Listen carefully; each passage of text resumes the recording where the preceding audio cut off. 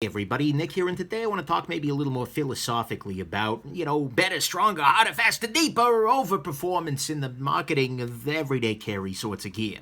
Because so much of marketing for everyday carry depends heavily on this idea of excessive performance. We are sold watches that can go to the bottom of the ocean or survive an MRI, no problem. EMP blast, this watch is fine. Okay, sure. We are sold knives that are suitable for Navy SEALs, high-speed, low-drag tactical tools, or have these edges that last forever and ever and ever. We are sold backpacks that just take these incredible abuse. Here I'm putting cinder blocks in it and dragging it across the parking lot. Still works, great. Like, okay, that's needed. And pens that can write in space. I mean, if that's not overperformance, what is? This is absolutely a huge vein of everyday carry marketing. And, it's not just there. I mean, they sell 261 mile an hour cars. You're never going to use that, but they sell it. Or, 4K TVs with pixels that you're never going to be able to see. Let's just be real here. But look, it's a little bit crazy because absolutely we want to have a healthy margin. Our gear should allow us to go a little bit beyond our norm. We want a watch that is slightly more accurate and durable than what we need. We want a locking knife that has a lock that is slightly stronger than what we need to keep us safe. We want an edge that will hold just a little bit longer than what's necessary. And we need a car that can go a little faster than we need it to pass people and whatnot. But it gets very absurd very quickly. And I have two great examples of that on the table. One is my beloved Omega Planet Ocean here. This watch I purchased because it offers features that I wanted in a watch, and it happened to come with a bunch of overperformance in two places, the depth rating and then the helium escape valve. This watch, as we can see here, is rated to 600 meters or 2,000 feet of depth resistance. Now, let me be a little more clear about what that means. I would have to drive several thousand miles in order to find water deep enough to kill this watch.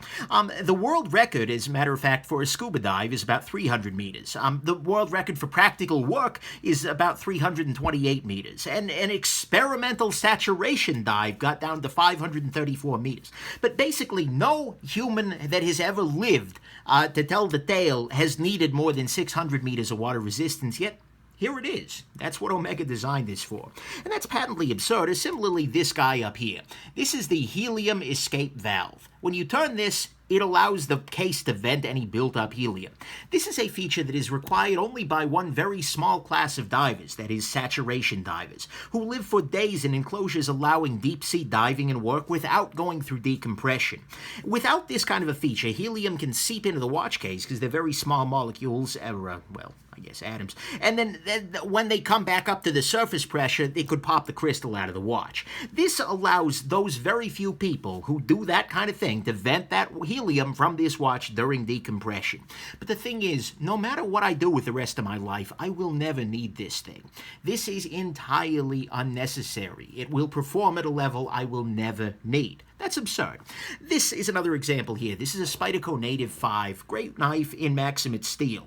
And Maximate is it's an edge retention beast. It's not the toughest steel ever, absolutely. And if you need something that's super strong for, bushcraft batoning, this isn't your choice. But it has edge retention that is absolutely absurd. It is way beyond what I need. Because in most everyday knives, in something like S35VN, XHP, S30V, you know what? The steel is fine. I shop it maybe once a month for a knife I carry regularly, and even then, sometimes it doesn't come down to that.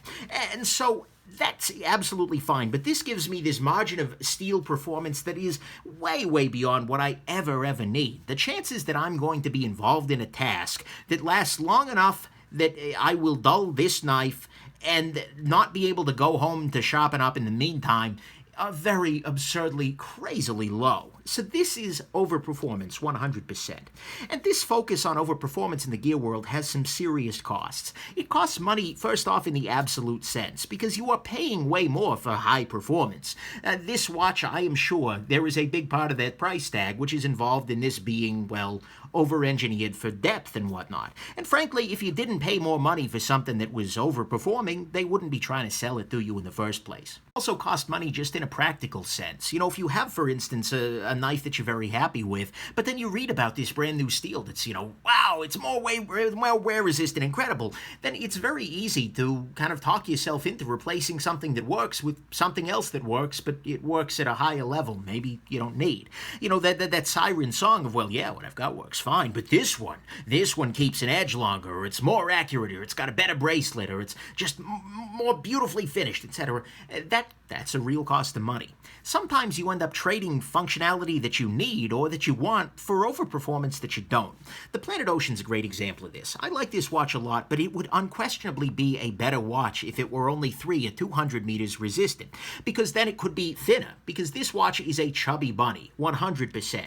And so a less water-resistant watch with a much thinner case would be a better watch, 100%. And similarly, it would be better without the damn helium escape, because with this open, the water resistance goes way down, so you need to make sure it's always locked down, and it snags on things, so it opens itself up on a regular basis. This is a bad idea for everybody but the 500 or 600 people in the world who do saturation diving. And they're not the folks buying this. So that is just a pure sacrifice of overperformance that actually hurts the rest of the time.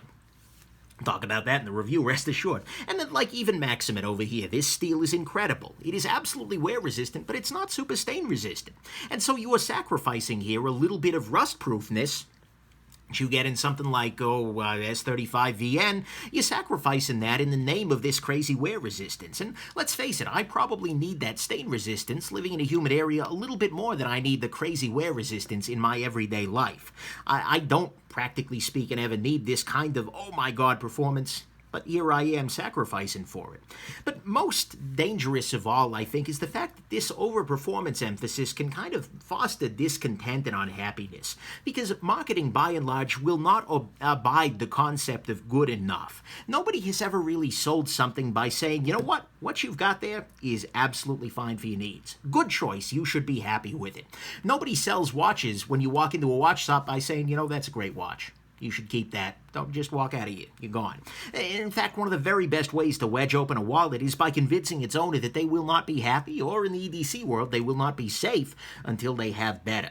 The siren song, what you have there, just isn't the best. And a consumerist culture like the everyday carry world, unfortunately, depends on that siren song of more, better, faster, stronger, etc. And it ties that to kind of the pursuit of happiness and the pursuit of safety, and relies on that constant churn of hedonic adaptation. I've got a whole video on this, but that's the idea that as you get better, your happiness level sorts of adjusts. So then you want something that's better still, and then you adjust up, and it constantly creeps up, which is how you can start off your knife collecting life with a Z Hunter and end up with something, patently absurd, but very, very nice.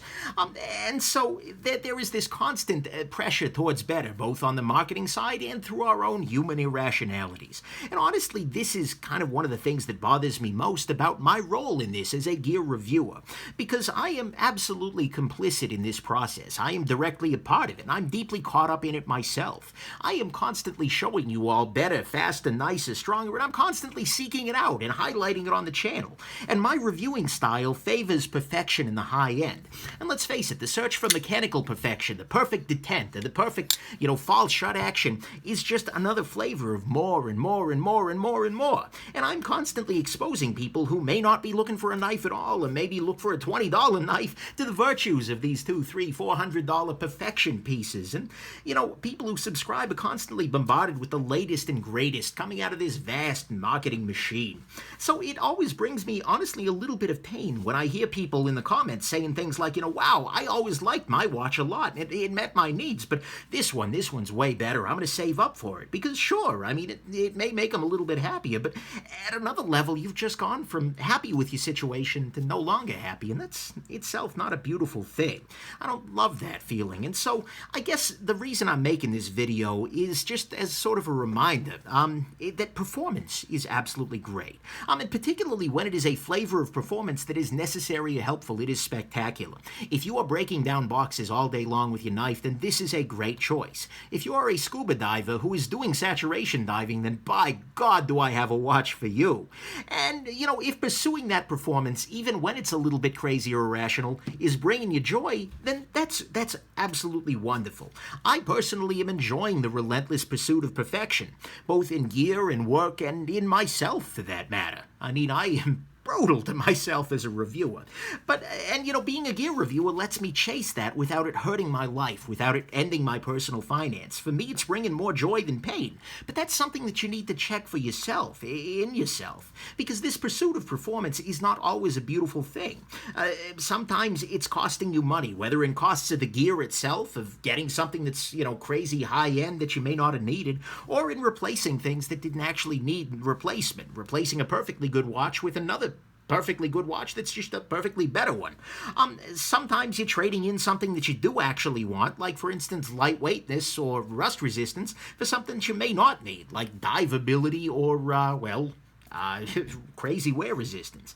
Sometimes you're ignoring what's beautifully working in your life for something that's slightly better. It's very easy for a tool that works just beautifully to be boring. And sometimes boring is not what we're after here. Yet sometimes those boring tools are the ones that work best.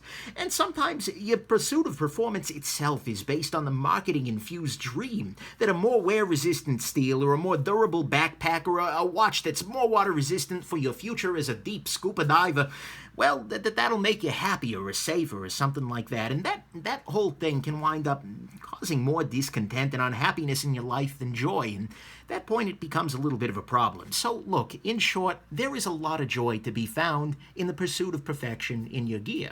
Absolutely. And when you do need to cut something, when you do need to know the time, if you get thrown in the pool, you will absolutely be ready for it as a result. And performance is a beautiful thing. There's nothing wrong with seeking out the best and enjoying the community of people who are also doing the same. But you just need to make sure that as you're negotiating this, as you're going through, thinking about these kinds of high-performing tools in your life, that you're making decisions based on what you actually need, and that you're not making compromises on what you need based on, some other desire, some other idea of what it is that you might actually want, and that you're still able, when necessary, to focus on what just plain works in your life. Those sorts of not so flashy, not so, oh my God, incredible things that just do their damn job every day. And you don't even think about them, but they're a beautiful freaking thing. But most importantly, you just need to make sure that your search for the very best in life, whether it's in gear or people or anything else, is bringing you more joy than pain. Because that's the important thing. If you're doing this, if you're looking at EDC, if you're looking at cars, if you're doing any damn thing, if it's not bringing you more joy than it is bringing you pain, then don't freaking do it, no matter what the market is telling you. So anyways, this is just kind of a big old rant. Let me know your thoughts in the comments here. I hope this has been interesting to you and that I just didn't rant about philosophy for 10 minutes or whatever it is. But yeah, there you go. Hope this has been interesting, that you enjoyed this, that this performed way, way beyond your needs as a YouTube video, and that you are happy and that doing this is bringing you joy, because that's the important thing here. Have yourselves a good one. Bye now.